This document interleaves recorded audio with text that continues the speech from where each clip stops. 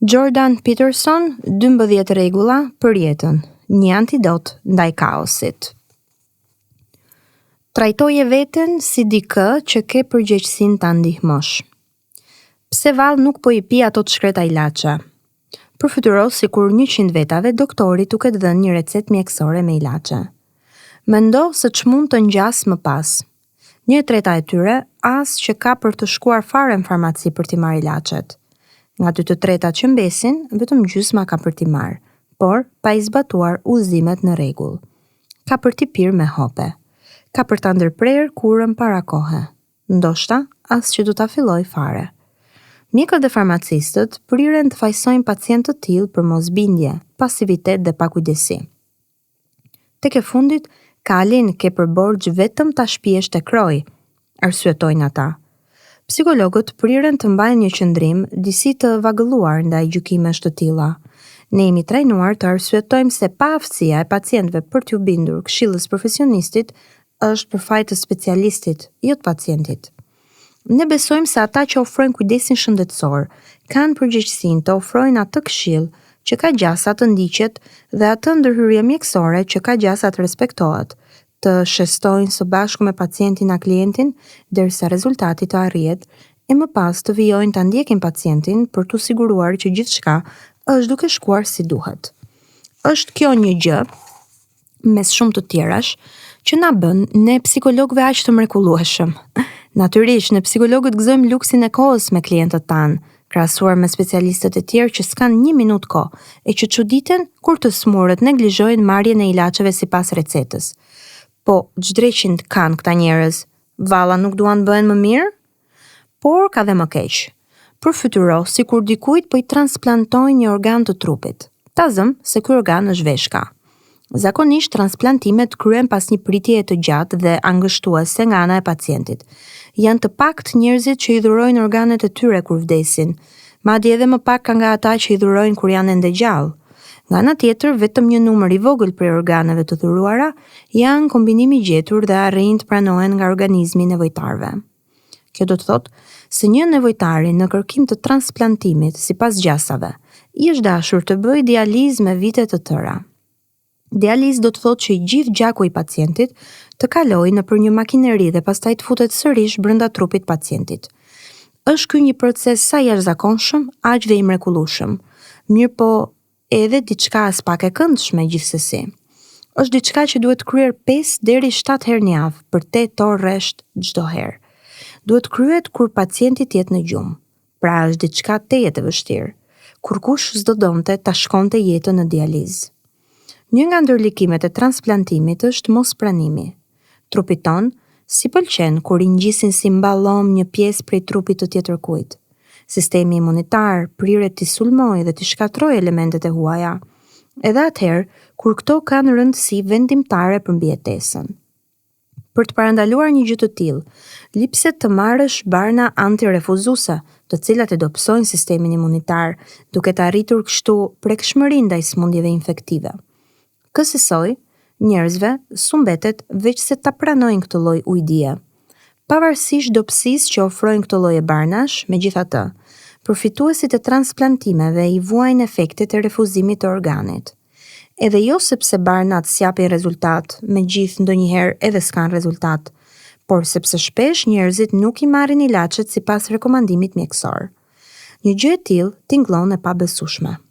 S'është as pak shaka që veshkat të mos funksionojnë. Dializa s'është shaka. Operacioni i transplantimit kryhet jo vetëm pas një pritjeje të gjatë, por është dhe me rrezik e shpenzime të mëdha. Të rrezikosh vallë kaq fort thjesht nga që s'të pëlqen të pish ilaçet? Si është e mundur që njerëzit t'ia bëjnë vetes një gjë të tillë? Vallë, si t'jetë e mundur diçka e tillë? Të flasim drejt, kjo është një gjë e koklavitur.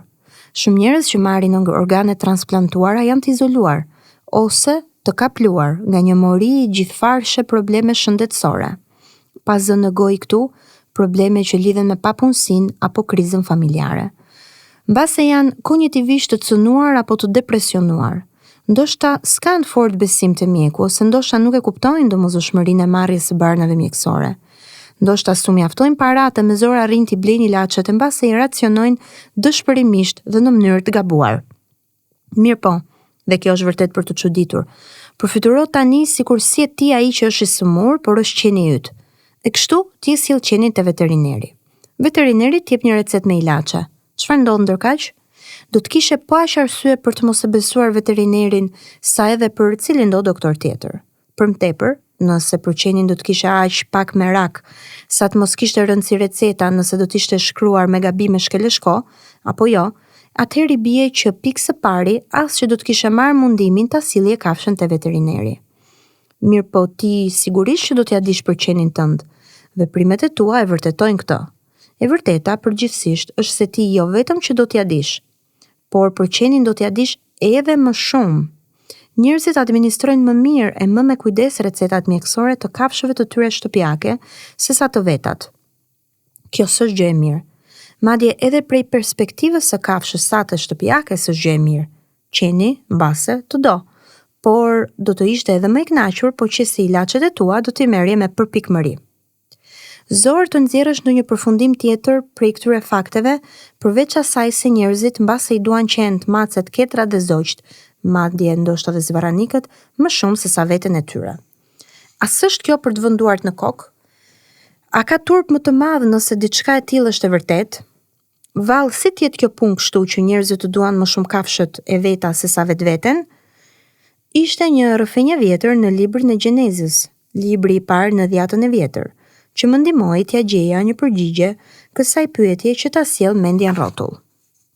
Më e moçmja rrëfenjë dhe natyra e botës. Dy rrëfenja të krijimit, bazuar në dy burime të ndryshme të lindjes së mesme, duket se janë të ndërthurura në versionin e Gjenezës. Sipas versionit kronologjik, por historikisht më të vonë, që njihet dhe si versioni priftëror, Zoti krijoi kozmosin me anë të fjalës së tij hyjnore, duke sjellë dritën, ujin dhe tokën në ekzistencë përmes fjalës dhe duke vijuar më pas me krijimin e bimëve e trupave qellor. Pastaj ai krijoi zogjt, kafshët dhe peshqit, gjithnjë duke përdorur ligjëratën, dhe më pas përfundoi me krijimin e njeriut, mashkullit dhe femrës, të dy këta deri diku në formën e imazhit të tij. E gjithë kjo ndodhi në Gjenezën e parë. Në versionin e dytë më të vjetër, atë Jahwist, na del një tjetër variant i origjinës, ai që përfshin Adamin dhe Evën, si dhe rrëfenjat e Kainit dhe Abelit, Noas dhe kullës së Babelit. Kjo gjendet te Gjeneza e 2 deri tek e 11. Për të kuptuar Gjenezën e parë, versionin priftëror, sipas të cilit fjala e nyjetuar është forca parake kreative, lypset më së pari të Përsiatës disa parime themeltare të lashta, të cilat si për nga lloji ashtu dhe për nga synimi janë qarta zikrit të ndryshme prej parimeve të shkencës që për nga fush vështrimi historik si janë veçërisi. Të vërtetat shkencore u përshfaqen jo më herët se 500 vjet më parë, fal veprës së Francis Bacon, René Descartes dhe Isaac Newton. Cilado që të kenë qenë mënyrat me cilat parët tanë ta kenë vështruar botën më përpara se kaq. Ai vështrim nuk është se ka kaluar përmes lentes shkencore, të paktën jo më shumë se sa orvatja për të vrojtuar hënën dhe yjet përmes një thjerrëze, çfarëdo të qelsh të një teleskopi të ditëve tona. Duke qenë se sot jemi kaq të përparuar shkencërisht, gjithashtu po kaq vendosmërisht materialist, është vështirë të pranojmë me të na errok mendja se ka dhe mënyra të tjera të vështrimit botës. Mirë po të parëtan që ka jetuar në kohra të largta, atëherë ku kishte duke zënë fill epoka themelvënse e kulturës son, ishin shumë të merakosur të bënin pikërisht çka diktonte mbijetesa, sesa me cilëndoj gjë tjetër që sot do t'i përafrohej sadopak asaj që e konsiderojmë si të vërtet objektive. Përpara agut të botvështrimit shkencor, realiteti perceptohej ndryshe. Qenia kuptohej si t'ishte truall veprimesh, jo si territori sendeve. Kuptohej si diçka që i shëmbëllente më fort rrëfenjës ose dramës. Kjo rrëfenja dram përjetoi si t'ishte përvojë subjektive, tek shpalosej çast pas çasti në ndërgjegjin e cili do vdekatari. Ishte diçka e ngjashme me rrëfenjat që i tregojmë njëri tjetrit për jetën tonë dhe kuptimin që na përcjellin. Diçka e ngjashme me ndodhitë që romancierët përshkruajnë kur skalisin ekzistencën në faqet e librave të tyre. Përvoja subjektive, këtu përfshihen objektet familjare që na rrethojnë siç janë pemët dhe ret, me natyrë përgjithsisht objektive. por dhe ç'është më e rëndësishmja përfshin dhe gjëra të tilla, sikurse emocionet dhe ëndrat, apo uria, etja, dhimbja. Pikrisht, gjëra të tilla që i përjetojmë në nivel personal, prej këndvështrimit arkaik dhe dramatik, janë nga elementet më zanafillore të jetës njerëzore që mendja, madje as edhe mendja reduksioniste e materialiste moderne, s'ka se si t'i reduktoj dot, duke i zbritur deri në rafshin e realitetit të sendeve të mëvetshme dhe objektive. Të marrim dhimbjen, për shembull, dhimbjen subjektive. Aq reale është ajo, sa që s'mund të gjendet argument që ta kundërshtoj. Çdo njeri sillet sikur dhimbja e tij të ishte reale, krejtësisht, patjetërsueshmërisht reale. Dhimbja rëndon më fort se sa materia. Është për këtë arsye, besoj unë, përse kaq shumë prej trajditave të botës ku jetojmë e kqyrin vuajtjen që shoqëron ekzistencën si të vërtetën e pamënjanueshme të qenies. Sidoqoftë, ajo çka ne përjetojmë subjektivisht mund të përqaset më mirë me një roman a film, sesa me një përshkrim shkencor të realitetit fizik. Ajo është drama e përvojës së përjetuar, është vdekja unike, tragjike dhe personale e babait, përkundër vdekjes objektive që zë vend e renditur në dokumentacionin e spitalit. Është dhimbja e dashurisë së parë, është dëshpërimi që të kaplon kur shpresat të shkërmoqen, gëzimi që duron suksesi i fëmijës. Domeni i asaj që peshon, por jo materialisht. Botën shkencore të materjes mund ta thjeshtëzojmë deri diku në këto elemente përbërëse thelbësore, molekulat, atomet, madje edhe kuarkët. Mirë po dhe bota e përvojës ka gjithaq përbërësit e vet themelor. Këto janë ato elemente nevojshme që duke ndërvepruar mes njëri tjetrit, përvijojnë dramën dhe fiksionin. Njëri prej këtyre elementeve është kaosi, një tjetër është rregulli. I treti, sepse janë tre të tillë, është procesi që ndërmjetëson midis dy të parëve, i cili me gjas është identik me ato që njeriu modern e quan ndërgjegje. Është varësia jone e përjetshme ndaj dy të parëve që na bën të vëmë në dyshim vlefshmërinë e ekzistencës. Është pikërisht kjo gjë që na bën të ngrem duart përpjet prej dëshpërimit dhe të mos arrijmë ta marrim dot veten në dorë ashtu siç lipset. Nga ana tjetër, është bashkë të rrokurit e një mend të elementit të tretë ajo çka na ofron të vetmen rrugdalje. Kaosi është mirëfilli domeni i mosnjohjes. Është territori i pa eksploruar. Kaosi është ajo çka shtrihet pafund e pa anë, përtej kufive të të gjitha shteteve, ideve dhe disiplinave. Është i huaj, i ndryshmi, antari i klanit, fshfërima e shkurreve natën, gogoli në shtrat, zemërata që fshen nëna dhe smundja fëmijës tënd. Kaosi është dëshpërimi dhe lebetia që ndjen kur të kanë tradhtuar si mos më keq.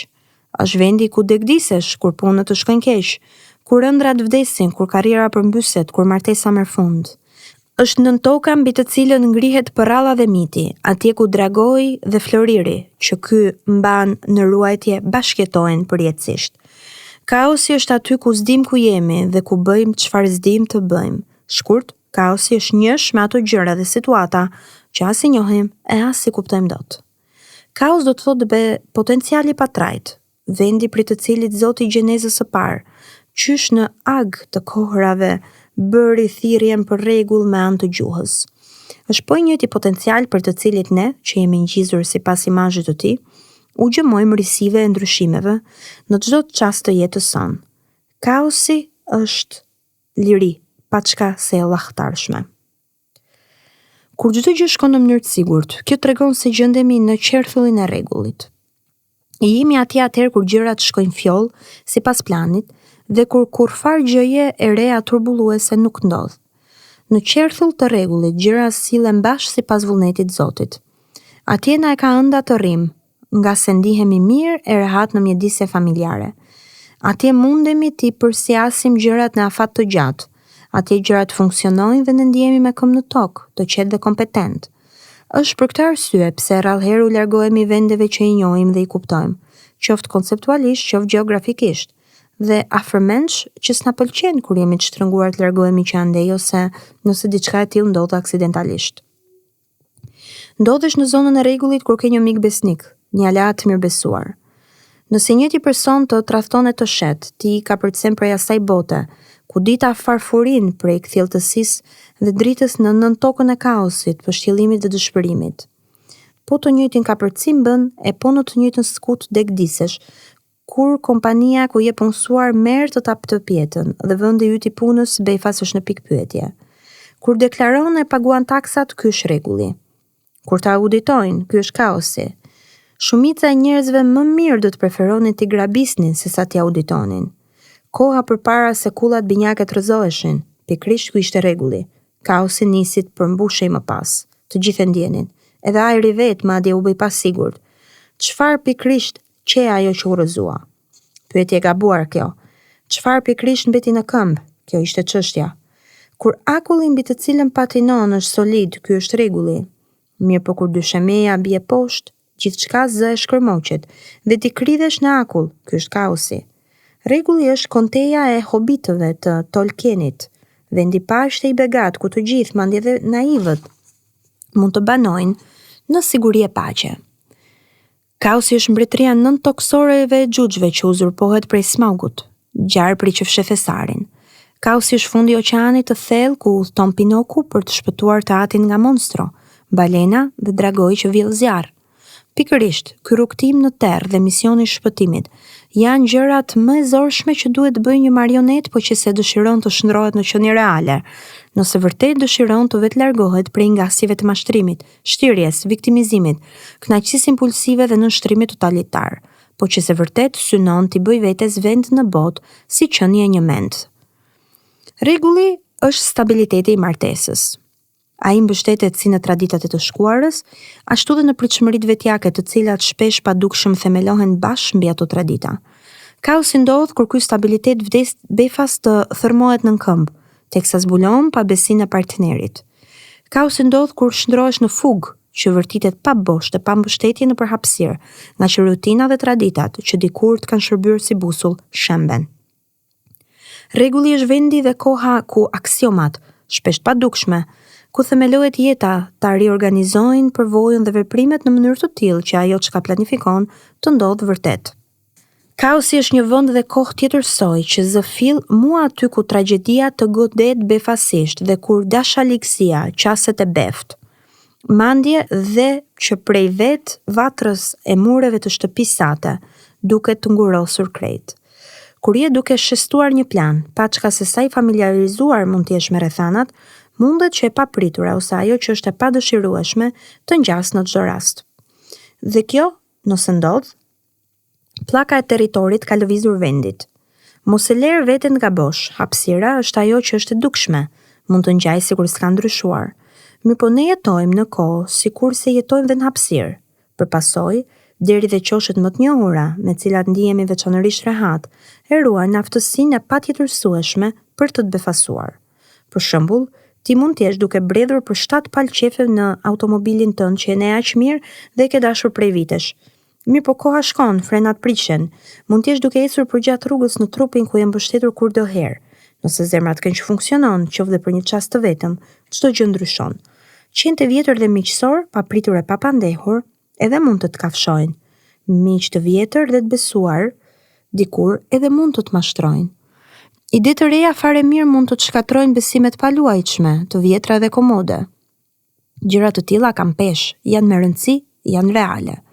Kur kaosi ja beh, truri reagon menjëherë me anë të qarqeve të thjeshta super të shpejta, që kanë mbijetuar qysh prej kohëve të lashta, kur pararë si tanë jetonin ndërpem dhe gjarprin të pickonin sa hapen mbyllësyt. Pas reagimit trupor të aty për atyshëm me tejet refleksiv, pasojnë reagimet emocionale, që çlirohen pak më me vonese që janë më komplekse, por dhe më të avashme. Edhe pas kësaj vjen të menduarit, të një rendi më të lartë, që shtrihet për gjatë sekondave, minutave ose dhe viteve. I gjithë ky reagim është instiktiv, në një farë kuptimi, por sa më i shpejt, aq dhe më instiktiv reagimi.